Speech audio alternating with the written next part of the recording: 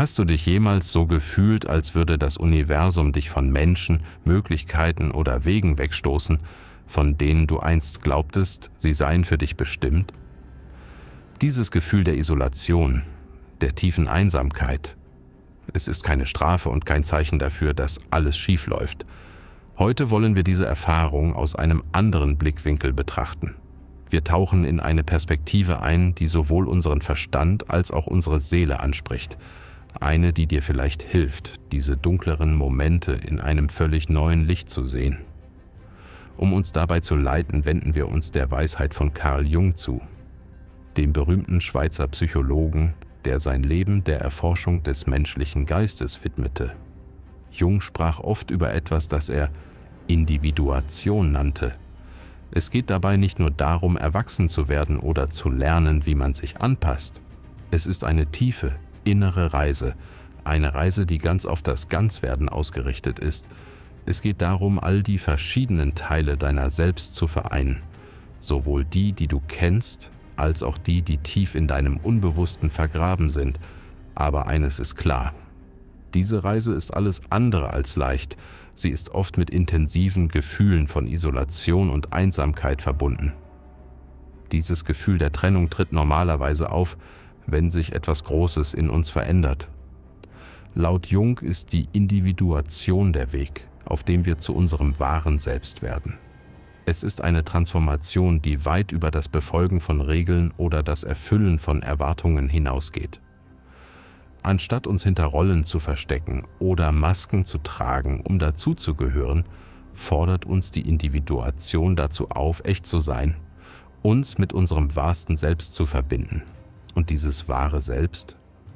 Es ist oft unter Schichten sozialer Konditionierung, geerbter Überzeugungen und verdrängter oder verleugneter Anteile verborgen. Einer der schwierigsten Teile dieser Reise ist die Konfrontation mit dem, was Jung den Schatten nannte. Der Schatten besteht aus all den Anteilen von uns selbst, die wir abgelehnt haben. Vielleicht, weil wir sie für falsch, beschämend oder unvereinbar mit dem Bild halten, das wir der Welt zeigen wollen. Es könnten unsere Ängste, Wünsche, Impulse oder Eigenschaften sein, die wir als negativ empfinden. Doch Jung hielt den Schatten nicht für etwas Schlechtes. Er ist einfach nur unbekannt und das macht ihn beängstigend. Individuation bedeutet, mit diesem Schatten Frieden zu schließen, ihn zu erkennen, anzunehmen und schließlich ans Licht zu bringen. Dieser Prozess ist alles andere als einfach. Es erfordert echten Mut, sich dem zu stellen, was wir verdrängt haben, und die Schutzmechanismen loszulassen, die wir aufgebaut haben, um uns vor dem Schmerz zu bewahren.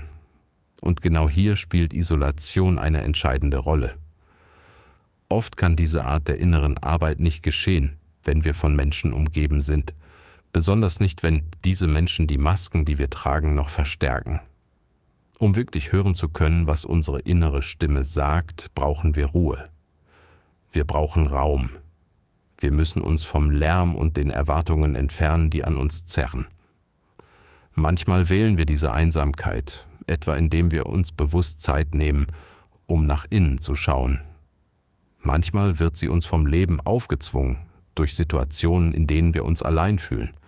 Und obwohl diese Einsamkeit schmerzhaft sein kann, ist sie ein wesentlicher Bestandteil der Individuationsreise. In der Stille haben wir die Chance, unserem Schatten ohne Ablenkung direkt zu begegnen. Es sind diese Momente, in denen wir beginnen können, unsere Geschichten zu entwirren und zu erkennen, wer wir wirklich sind, jenseits dessen, was die Gesellschaft uns vorschreibt. Individuation bedeutet auch, ein inneres Gleichgewicht zu finden. Jung glaubte, dass die menschliche Psyche aus Gegensätzen besteht, Bewusstes und Unbewusstes, Männliches und Weibliches, Licht und Schatten. Ganz zu werden bedeutet, diese Gegensätze in Einklang zu bringen. Wenn wir den Schatten integrieren, werden wir nicht nur vollständiger, wir setzen auch all die Energie frei, die in seinem Versteck gebunden war. Und das kann zu einem enormen Schub an Kreativität, Authentizität und Lebenskraft führen. Aber eines ist wichtig zu wissen: Individuation verläuft nicht geradlinig und es gibt kein Ziel, das man einfach erreicht. Es ist eine lebenslange Reise.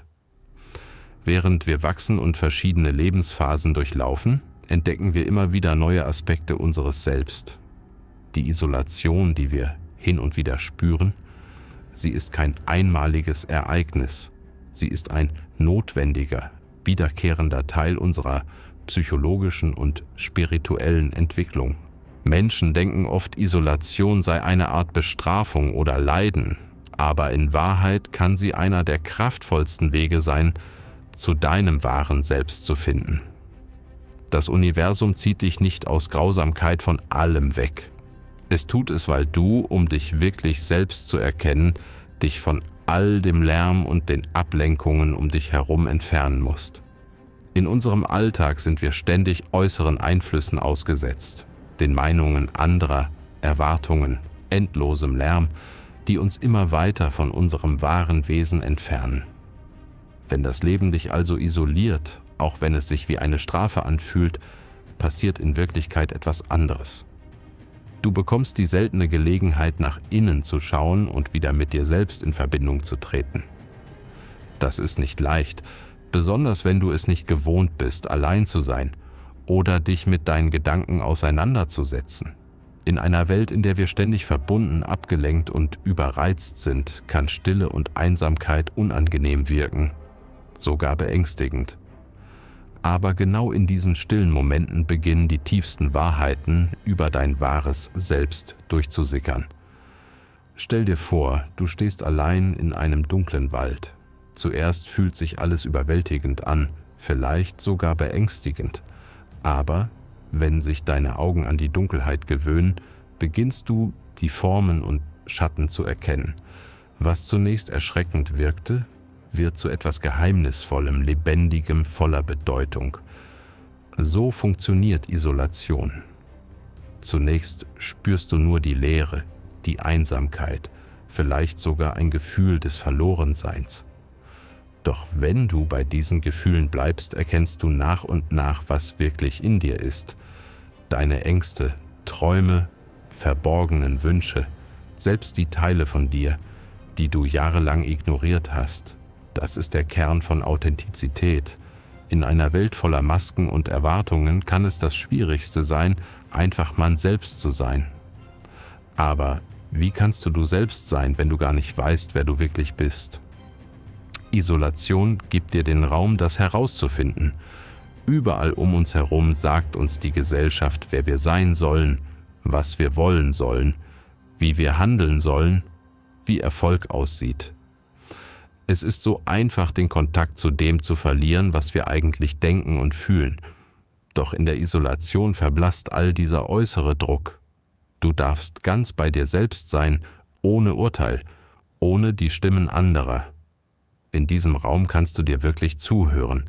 Du kannst die schwierigen Fragen stellen und beginnen, die Glaubenssätze und Muster zu entwirren, die du unbewusst übernommen hast.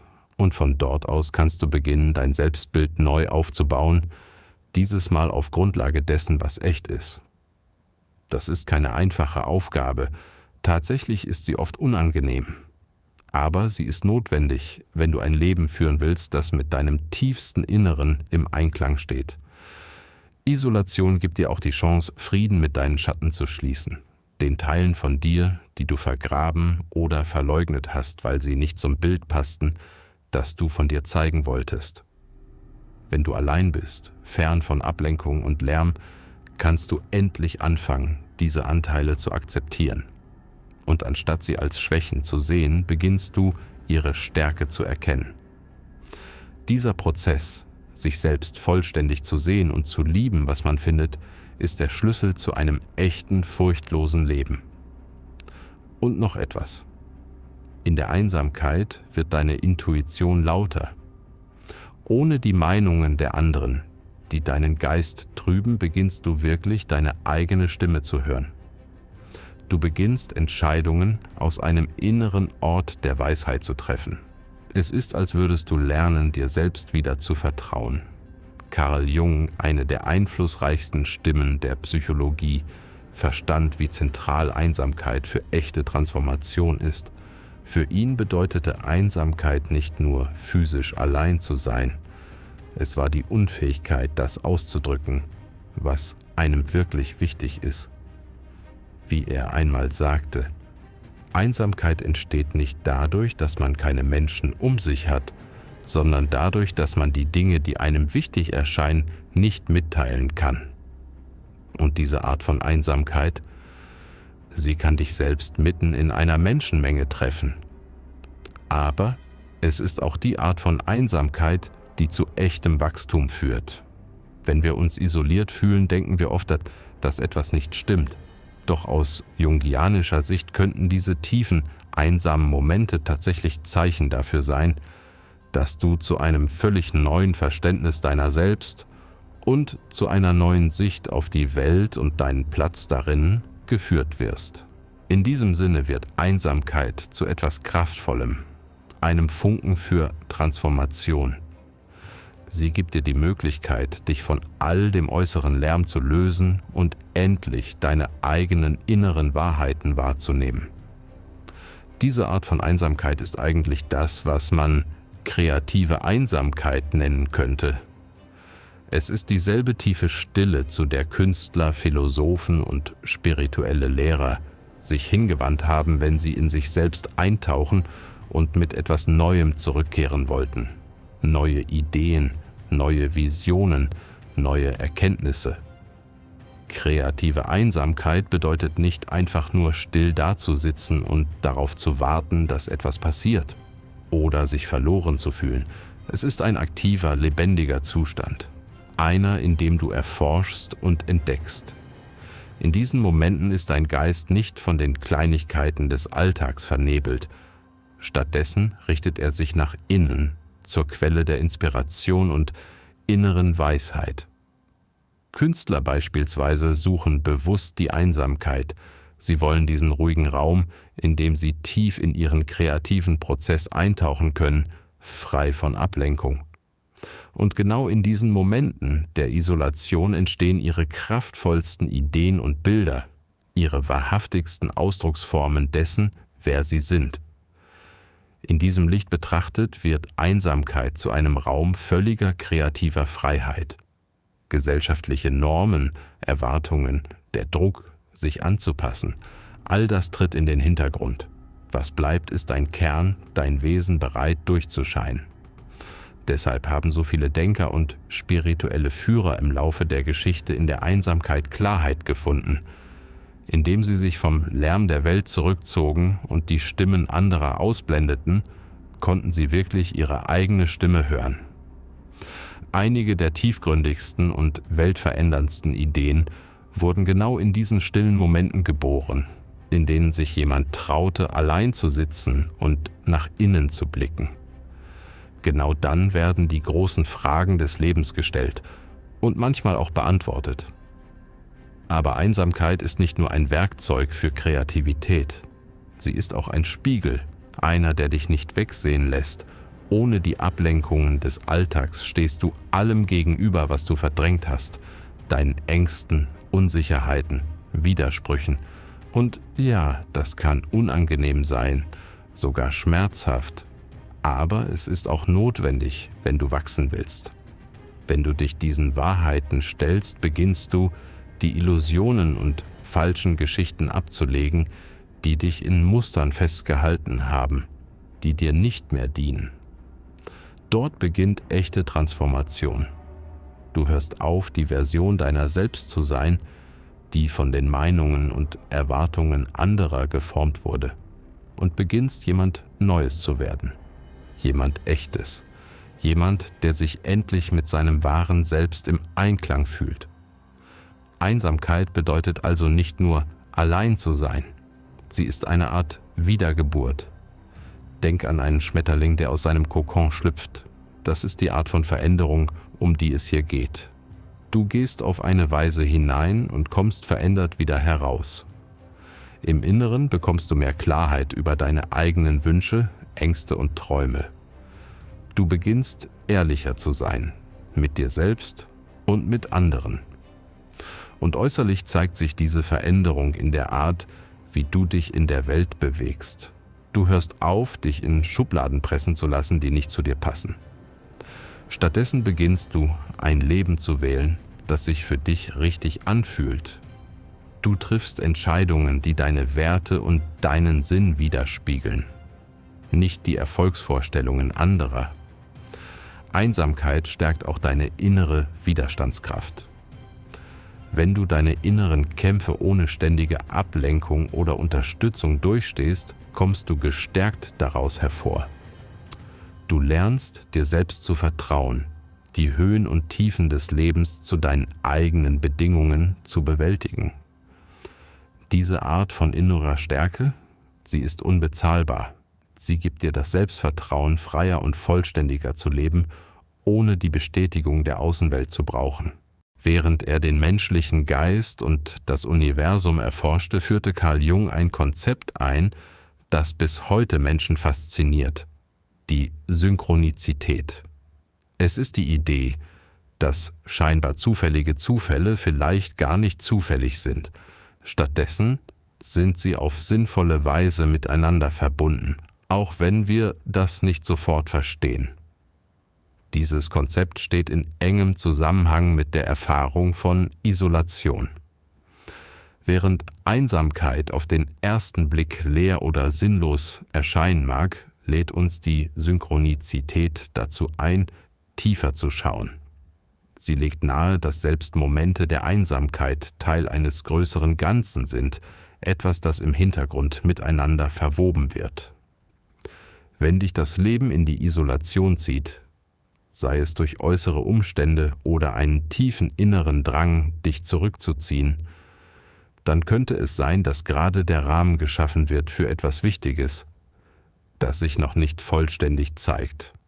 Vielleicht ist es ein persönlicher Durchbruch, eine Veränderung in deiner Lebensrichtung oder eine kraftvolle Erkenntnis, die kurz davor steht, sich zu entfalten.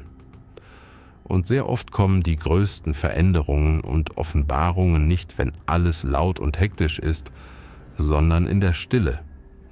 In jenen stillen, einsamen Momenten, in denen sich die Welt gerade genug verlangsamt, damit sich die Puzzleteile auf unerwartete Weise zusammenfügen können. Genau hier wird Vertrauen entscheidend. Wenn du dich in einer Phase der Isolation befindest, hilft es daran zu glauben, dass diese Zeit eine Bedeutung hat, auch wenn sie noch nicht klar ist. Durch die Linse der Synchronizität erscheint das Leben weniger wie ein zufälliges Chaos und mehr wie ein wunderschön komplexes Gewebe. Jeder Faden, selbst die, die fehl am Platz oder getrennt wirken, hat einen Zweck. Isolation bedeutet also nicht nur, sich abgeschnitten zu fühlen.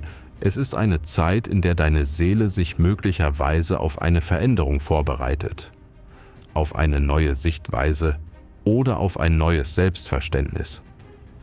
Jung glaubte, dass unser Unbewusstes, eine tiefe, symbolische Welt voller Archetypen und innerer Kräfte, ständig versucht, mit uns zu sprechen. Und es spricht nicht nur durch Träume oder auffällige Zufälle, es spricht oft durch Stille. Wenn wir uns endlich von den Ablenkungen des Alltags lösen, können wir es besser hören. Einsamkeit wirkt wie eine Stimmgabel, die uns hilft, die leisen, subtilen Signale wahrzunehmen, die wir sonst überhören. Diese Art von Stille wird reich an Potenzial. Sie wird zum Raum, in dem das Universum uns tatsächlich erreichen kann, in dem wir Botschaften und Einsichten empfangen, die im üblichen Lärm untergehen würden. Auch wenn du es nicht sofort spürst, passiert etwas unter der Oberfläche. Etwas nimmt Form an. Denk an einen Samen, der in dunkler Erde gepflanzt wurde. Du siehst zunächst nichts, aber das heißt nicht, dass nichts geschieht. Er wächst, still und leise, und wartet auf den richtigen Moment, um durchzubrechen. Isolation gibt dir auch die Möglichkeit, Muster in deinem Leben zu erkennen, die du vielleicht übersehen hast. Diese Muster, diese Zufälle, die zufällig wirken, tragen oft eine tiefere Bedeutung. Das ist die Synchronizität in Aktion. Durch die Einsamkeit kannst du beginnen, die Punkte zu verbinden. Vielleicht erkennst du, dass bestimmte Menschen, Ereignisse oder Erfahrungen doch nicht so losgelöst voneinander waren, wie du dachtest. Tatsächlich könnten sie Teil eines größeren Plans sein. Alleinsein gibt dir die nötige Distanz, um herauszuzoomen, das größere Bild zu sehen und Bedeutung dort zu entdecken, wo vorher keine war. Und noch etwas Interessantes passiert in der Isolation. Dein Zeitempfinden kann sich verändern. Meistens erleben wir das Leben in einer geraden Linie. Vergangenheit, Gegenwart, Zukunft. Aber wenn du allein bist, besonders in tiefer Einsamkeit, kann sich diese Zeitlinie aufzulösen beginnen. Vielleicht taucht eine Erinnerung aus der Vergangenheit auf, die plötzlich perfekt zu dem passt, was du gerade erlebst. Oder ein starkes Bauchgefühl über die Zukunft beginnt Gestalt anzunehmen. In solchen Momenten fühlt sich Zeit nicht mehr so starr an. Es fühlt sich an, als wäre alles, Vergangenheit, Gegenwart und Zukunft, auf geheimnisvolle Weise miteinander verbunden. Das Konzept der dunklen Nacht der Seele gehört zu den intensivsten und herausforderndsten Ideen sowohl in der Spiritualität als auch in der Psychologie. Es wurde erstmals von Johannes vom Kreuz, einem spanischen Mystiker des 16. Jahrhunderts, eingeführt. Er beschrieb damit eine Phase tiefer spiritueller Krise, eine Zeit, in der sich ein Mensch vollkommen von Gott, von seinem Lebenssinn und sogar von seiner eigenen Identität getrennt fühlt. Es ist eine zutiefst verstörende Erfahrung, voller Leere und Hoffnungslosigkeit, in der nichts mehr Sinn zu ergeben scheint und kein klarer Weg nach vorn erkennbar ist. Auch Carl Jung erkannte die Bedeutung dieses Phänomens. In seiner Arbeit über das Unbewusste und die Individuation betrachtete er es als einen wesentlichen Teil des Weges zur Ganzwerdung. Aus jungianischer Sicht geht es bei der dunklen Nacht der Seele nicht nur um Leid, es ist eine Art spirituelle Reinigung und Erneuerung. Es ist eine Phase, in der die Seele in die Dunkelheit eintaucht, um stärker, klarer und in besserem Einklang mit ihrem wahren Weg wieder aufzutauchen. In dieser Zeit wirst du gezwungen, dich mit den dunkelsten Teilen deiner selbst auseinanderzusetzen, mit den inneren Dämonen, die du bislang gemieden hast. Diese können sich als Ängste, Unsicherheiten, vergangene Traumata oder tief vergrabene Wünsche zeigen. In der dunklen Nacht steigen all diese verdrängten Anteile an die Oberfläche. Und so schmerzhaft das auch ist, es ist ein entscheidender Teil des Heilungsprozesses. So legst du die Schichten dessen ab, wer du dachtest zu sein, und beginnst, dich deinem wahren Selbst zu stellen. In diesem Prozess bekommt Isolation eine neue Bedeutung. Sie wird zur Bühne für radikale Transformation. Wenn du die dunkle Nacht der Seele durchlebst, fühlst du dich vielleicht zutiefst allein, sowohl äußerlich als auch innerlich. Doch diese Isolation ist keine Strafe. Sie ist ein notwendiger Rückzug. Sie schafft den Raum, den du brauchst, um dich ganz auf deine innere Arbeit zu konzentrieren. In dieser Einsamkeit beginnt die eigentliche Reinigung. Die Seele beginnt, die Illusionen und emotionalen Altlasten abzulegen, die deine Sicht getrübt und dein Wachstum blockiert haben. Diese Art innerer Dunkelheit ist kein Ausdruck von Verzweiflung. Sie gleicht eher dem alchemistischen Stadium der Kalzination, in dem alles bis auf seine grundlegendste Form niedergebrannt wird, bevor es in etwas Neues und Schönes verwandelt werden kann. Die dunkle Nacht entfernt alles, was nicht wesentlich ist. Du verlierst falsche Identitäten, ungesunde Bindungen, begrenzende Glaubenssätze, all die Dinge, die dich festgehalten haben. Und ja, es fühlt sich an wie ein Tod. Es ist der symbolische Tod des alten Selbst, doch genau das ermöglicht es dem wahren Selbst hervorzutreten. Es ist ein schmerzhafter Prozess, aber im Kern ist es ein Akt der Liebe und Gnade. Denn auch wenn es sich anfühlt, als würde dein Leben auseinanderfallen, geschieht in Wirklichkeit etwas anderes. Du wirst auf einen Neuanfang vorbereitet, auf eine Wiedergeburt. In der Dunkelheit wirst du von den Fesseln befreit, die dich daran gehindert haben, du selbst zu sein, und sanft in ein Leben geführt, das deiner wahren Natur entspricht. Jung sah diese dunkle Nacht nicht als Rückschlag, sondern als einen entscheidenden Teil des Individuationsprozesses, unserer Reise zur Ganzwerdung. Durch diese tiefe innere Krise erhältst du eine seltene Gelegenheit, dich deinem Schatten zu stellen und ihn in dein bewusstes Selbst zu integrieren.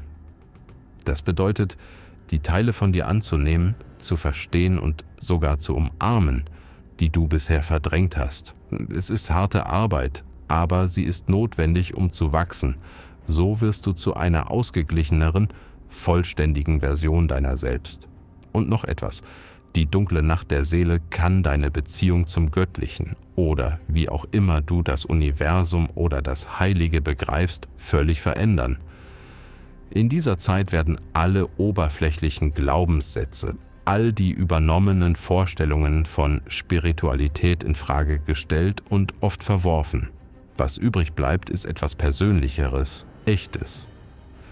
Du beginnst dein eigenes Verständnis des Heiligen aufzubauen, nicht basierend auf Dogmen oder dem, was man dir erzählt hat, sondern auf dem, was du selbst erlebt und in den Tiefen deines Seins gefühlt hast. In seiner tiefgehenden Auseinandersetzung mit dem menschlichen Geist maß Carl Jung dem Unbewussten eine zentrale Rolle bei. Er sah es nicht nur als eine Art Speicher für verdrängte Erinnerungen oder vergessene Erfahrungen. Für Jung war das Unbewusste eine reiche, dynamische Quelle von Weisheit und innerer Führung. Es ist wie ein weites Meer voller Symbole, Archetypen und kraftvoller psychologischer Kräfte. Und, obwohl wir es im Alltag oft nicht wahrnehmen, kann es an die Oberfläche treten und uns bedeutungsvolle Einsichten schenken, besonders dann, wenn wir aufmerksam sind. Jung glaubte, dass Isolation ein Auslöser dafür sein könne. Wenn wir nicht mehr von ständigem Lärm und Ablenkung umgeben sind, wenn wir wirklich allein sind, richtet sich unser Fokus ganz natürlich nach innen. Und genau dann hat das Unbewusste die beste Gelegenheit, sich zu melden. In diesen stillen Momenten können Antworten auftauchen auf Fragen, von denen wir nicht einmal wussten, dass wir sie gestellt haben. Teile unseres Selbst, die bisher verborgen geblieben sind, beginnen sich zu zeigen. Jung war überzeugt, dass das Unbewusste durch Symbole, Träume und Visionen zu uns spricht, nicht durch logische Argumente. Diese Botschaften mögen zunächst seltsam oder verwirrend erscheinen, doch sie enthalten oft tiefe Wahrheiten über unser Wesen und unsere wahren Wünsche. In Zeiten der Einsamkeit, wenn wir nicht in alle Richtungen gezogen werden, kommen diese symbolischen Botschaften häufiger und klarer durch. Es ist, als hätte die innere Welt endlich die Chance, sich Gehör zu verschaffen. Deshalb ist es eine kraftvolle Zeit, aufmerksam zu sein auf deine Träume, dein Bauchgefühl und die kleinen Zeichen oder Muster, die sich in deinem Leben zeigen. Besonders Träume sind ein direkter Zugang zum Unbewussten. Jung nannte sie sogar die königliche Straße dorthin. Sie bringen verdrängte Gefühle und innere Konflikte hervor, allerdings in symbolischer Form. Je mehr wir lernen, unsere Träume zu deuten, desto mehr Zugang gewinnen wir zu den Teilen von uns, die sonst verborgen bleiben würden. Und in der Einsamkeit können diese Träume noch lebendiger und bedeutsamer werden. Sie liefern Hinweise auf deine emotionale Welt, deine Kämpfe und deine tieferen Hoffnungen. Doch Träume sind nicht die einzige Sprache des Unbewussten. Jung betonte auch die Bedeutung von Symbolen und Archetypen, jenen wiederkehrenden Mustern und Bildern, die in Träumen, Visionen oder sogar in den Zufällen unseres Lebens auftauchen. Diese sind nicht zufällig, sie stehen in Verbindung mit etwas, das Jung das kollektive Unbewusste nannte, einen gemeinsamen Teil der menschlichen Psyche, den wir alle in uns tragen. Archetypen wie der Held, der Schatten, der weise alte Mann, die Anima und der Animus, sie sind universell. Sie prägen unser Selbstverständnis und begleiten uns in entscheidenden Momenten unseres Lebens. Wenn diese Kräfte auftauchen, kann das überwältigend oder verwirrend sein, aber Jung forderte uns auf, sie als wertvoll zu betrachten. Sie sind nichts, wovor man Angst haben muss, sie wollen helfen. Das Unbewusste streckt sich aus, weist uns auf Wahrheit, Wachstum und Einklang mit unserem wahren Selbst hin. Wenn wir uns die Zeit nehmen, zuzuhören und zu deuten, können diese Botschaften Klarheit über unsere Herausforderungen bringen und uns zeigen, wie wir mit mehr Bewusstsein und Zielstrebigkeit weitergehen können. Dabei ist es wichtig zu verstehen, dass diese Art von Weisheit nicht immer in klarer, geordneter Form auftaucht. Das Unbewusste spricht in Rätseln, durch Metaphern und Symbole, die etwas Entschlüsselung benötigen. Genau hier können Selbstreflexion oder auch Therapie enorm hilfreich sein.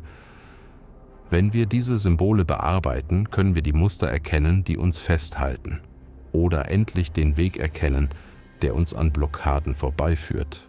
Einsamkeit macht genau diese Art der Arbeit möglich. Sie öffnet die Tür zu Praktiken wie Meditation und tiefer Selbstbetrachtung. Durch Meditation zum Beispiel können wir das mentale Rauschen beruhigen und dem Unbewussten Raum geben, sich klarer zu zeigen. Diese Praktiken helfen uns nicht nur, uns selbst besser zu verstehen. Sie helfen uns auch, das Gelernte in unser tägliches Leben zu integrieren. Und genau dort geschieht wirklicher Wandel.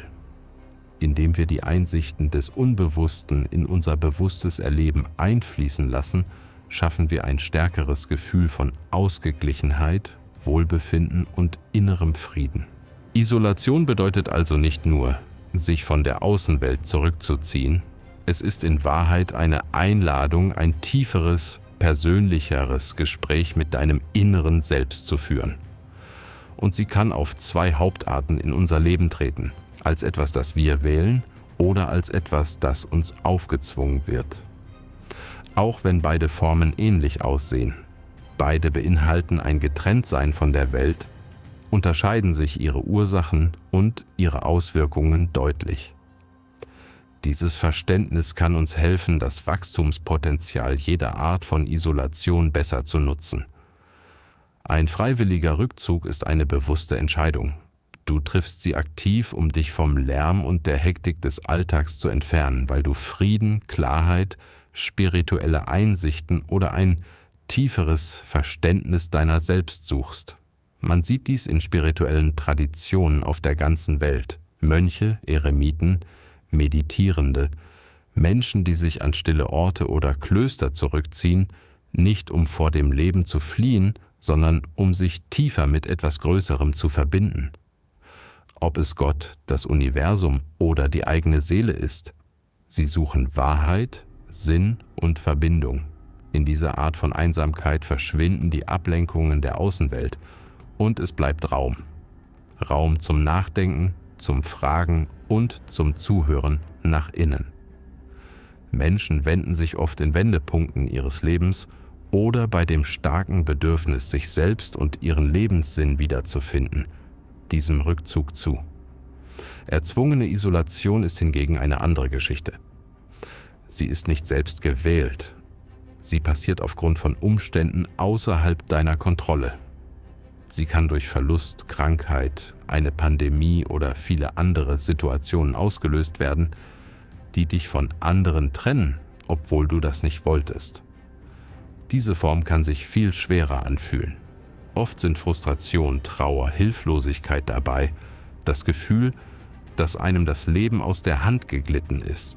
Es ist leicht, sich bestraft oder gefangen zu fühlen. Aber hier kommt Carl Jungs Weisheit besonders zum Tragen. Auch wenn wir unsere Umstände nicht immer wählen können, können wir wählen, wie wir darauf reagieren.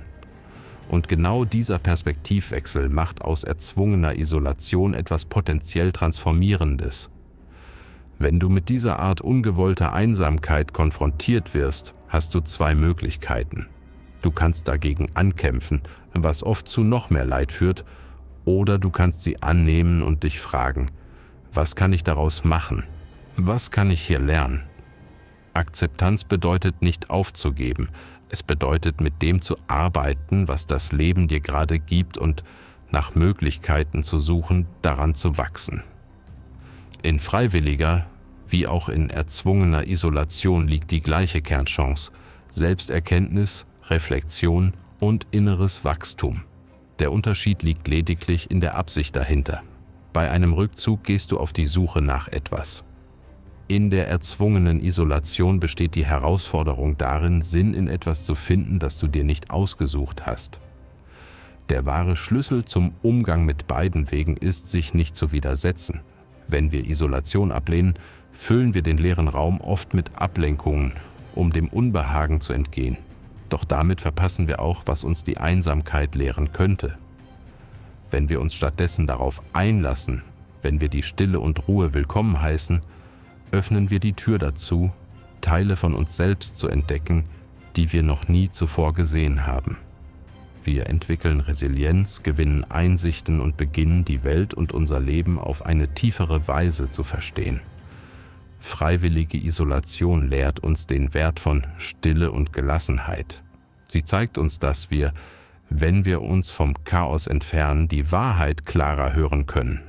Sie erinnert uns daran, dass Klarheit und Weisheit oft nicht im Getöse des Lebens entstehen, sondern in der Stille. Umgekehrt zwingt uns erzwungene Isolation zur Anpassung. Sie lehrt uns, das anzunehmen, was ist, selbst wenn es schmerzt. Sie fordert uns heraus, in schwierigen Situationen Stärke und Bedeutung zu finden. Und auch wenn sie hart ist, bietet sie uns die Chance, neu zu bewerten, was wirklich zählt, loszulassen, was uns nicht mehr dient und mit einer erneuerten Perspektive und größerer Stärke weiterzugehen, um allem, was das Leben bringt, mit mehr Standfestigkeit zu begegnen. In der heutigen Welt werden Einsamkeit und Alleinsein oft missverstanden. Wir sind darauf konditioniert, Stille als peinlich und das Alleinsein als Zeichen dafür zu sehen, dass etwas nicht stimmt. Wir leben in einer Kultur, die ständige Geschäftigkeit, oberflächliche Verbindungen und endlose Unterhaltung feiert, alles um dem Innehalten und der Innenschau zu entgehen. Doch Carl Jung warnte uns vor den Gefahren, die darin liegen, der Einsamkeit ständig zu entfliehen und dem, was in unserem Inneren liegt, nie zu begegnen. Isolation zu vermeiden hindert uns nicht nur am Wachsen, es kann ernsthafte Auswirkungen auf unser emotionales, psychologisches und sogar spirituelles Wohlbefinden haben. Wenn wir Einsamkeit ablehnen und uns ständig ablenken, riskieren wir, ein Leben ohne Tiefe zu führen. Wenn wir uns nie erlauben, einfach nur mit unseren eigenen Gedanken zu sein, begegnen wir auch nie den Teilen in uns, die unangenehm oder schwer auszuhalten sind. Doch genau diese Anteile sind es, die uns wachsen lassen. Indem wir solche Momente der Selbstreflexion vermeiden, verpassen wir die Chance, wirklich zu verstehen, wer wir sind. Und anstatt zu heilen oder uns weiterzuentwickeln, bleiben wir in selbstsabotierenden Mustern stecken. Diese Vermeidung zeigt sich auf viele Arten. Manche Menschen sind ununterbrochen beschäftigt, füllen jede Sekunde mit Aufgaben und Plänen, nur um der Stille zu entgehen. Andere suchen ständig nach Bestätigung oder Aufmerksamkeit, definieren ihren Selbstwert über die Wahrnehmung von außen, anstatt ein echtes Selbstwertgefühl aus dem Inneren heraus zu entwickeln. Viele greifen zu schädlicheren Fluchtwegen wie Substanzmissbrauch, Binge-Watching, Technikabhängigkeit oder dem Leben in Fantasiewelten, nur um die schwierigen Gedanken und Gefühle zu verdrängen, die auftauchen, wenn sie allein sind. Doch das Problem ist, wenn wir vor der Einsamkeit davonlaufen, laufen wir auch vor dem Prozess davon, den Jung als zentral für unsere Ganzwerdung betrachtete, dem Prozess der Individuation. Das ist die tiefe innere Reise, bei der wir alle Teile unserer Psyche integrieren, einschließlich jener, die wir verdrängt oder verleugnet haben. Und um das zu tun, müssen wir bereit sein, uns in der Stille selbst zu begegnen.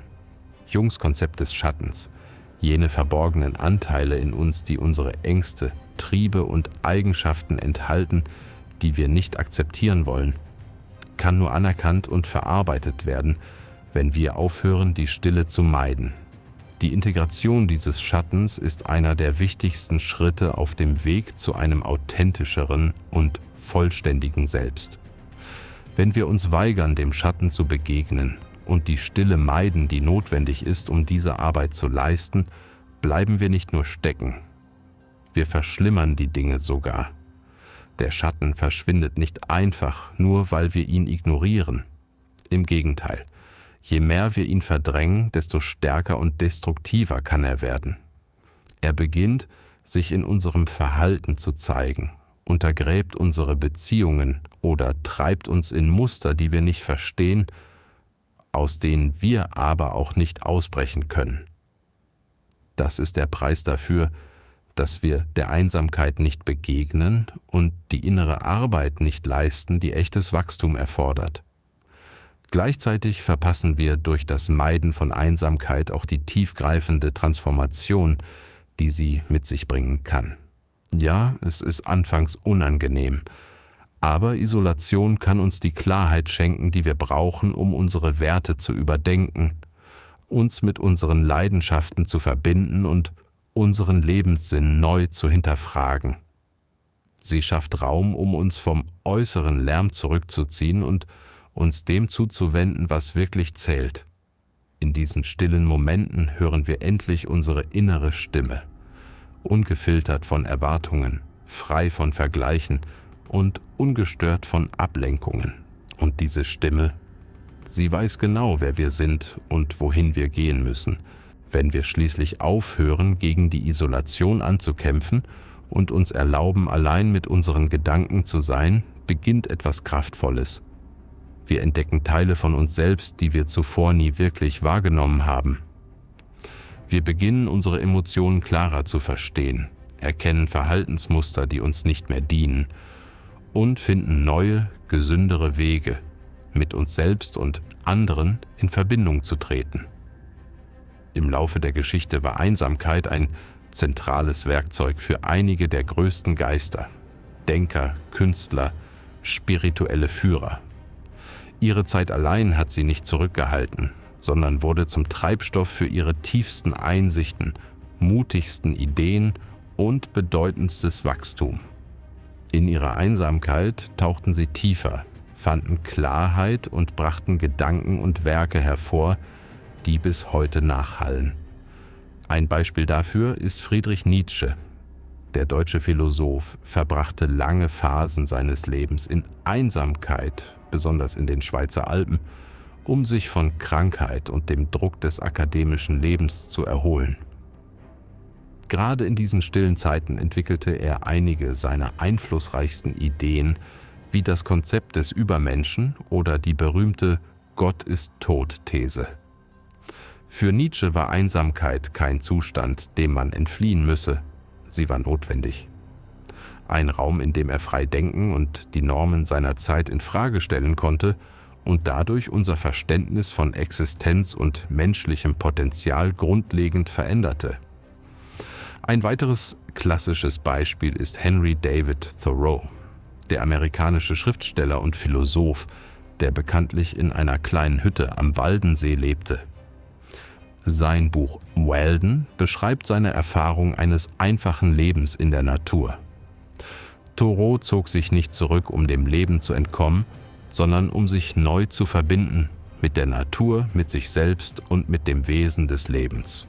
Seine Reflexionen über Minimalismus, Selbstgenügsamkeit und die Treue zu den eigenen Werten inspirieren noch heute Menschen dazu, langsamer zu leben, nachzudenken und bewusster zu sein.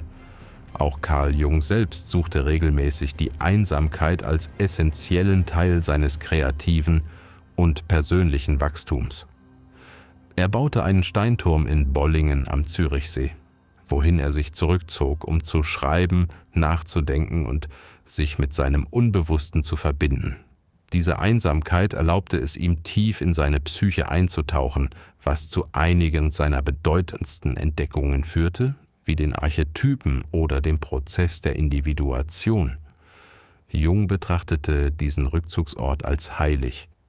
Dort konnte er sich nicht nur mit sich selbst verbinden, sondern mit etwas Größerem, einer universellen Kraft, die durch das kollektive Unbewusste wirkt. In dieser Stille nahmen viele seiner Träume und Visionen Gestalt an und bildeten das Fundament für sein einflussreichstes Werk. Diese Geschichten zeigen uns etwas Entscheidendes. Isolation ist nicht der Feind, sie ist oft der Durchbruch. Als Menschen wie Nietzsche, Thoreau und Jung die Einsamkeit annahmen, konnten sie das äußere Rauschen abschalten und zum Kern dessen vordringen, wer sie wirklich waren. Diese innere Klarheit gebar Ideen und Werke, die zeitlose Wahrheiten enthielten und unser Selbst- und Weltverständnis neu formten. In einer Welt, die unsere Aufmerksamkeit ständig nach außen zieht, mit Ablenkungen, Druck und dauerhafter Reizüberflutung, vergessen wir leicht den Wert des Alleinseins.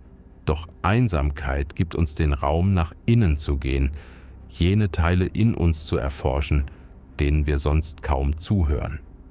In dieser Stille sehen wir klarer, finden Zugang zu unserer Kreativität und verbinden uns mit dem, was wirklich zählt.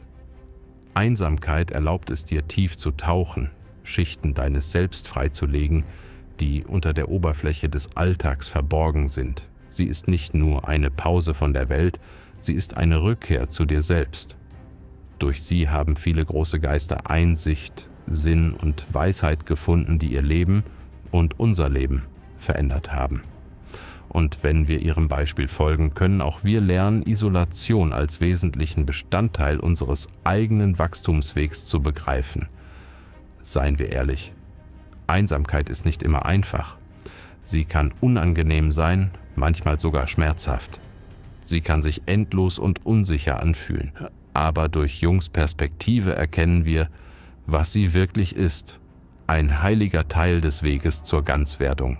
Eine Zeit, die dir das Universum schenkt, um dir selbst zu begegnen, frei von Ablenkung.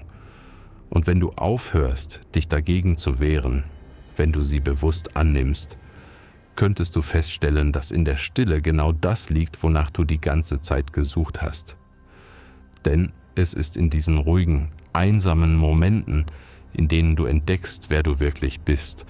Und wenn du auf der anderen Seite wieder auftauchst, wirst du stärker, weiser und mehr im Einklang mit dem Leben sein, das wirklich für dich bestimmt ist.